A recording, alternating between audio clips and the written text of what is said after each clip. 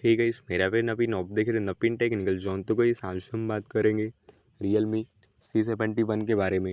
And guys आज का हमारा टॉपिक है how to solve wifi problems. तो गाइस अगर आप अपने डिवाइस में अपने फ़ोन्स में गाइस वाईफाई कनेक्टिविटी नहीं कर पा रहे, तो आप चाहते कि आप वाईफाई कनेक्टिविटी करें एंड वाईफाई से रिलेटेड प्रॉब्लम्स को भी ठीक करें, तो गाइस वीडियो को लास्ट तक देखिए एंड समझिए। एंड अभी तक आपने हमारे चैनल को सब्सक्राइब नहीं किया है तो गाइस प्लीज़ सब्सक्राइब कर दीजिएगा। तो आप सेटिंग्स ओपन करिएगा एंड वाईफाई के ऑप्शन पे क्लिक कर दीजिएगा। तो गाइस यहाँ पे आपको वाईफाई के ऑप्शन को ऑन कर देना है।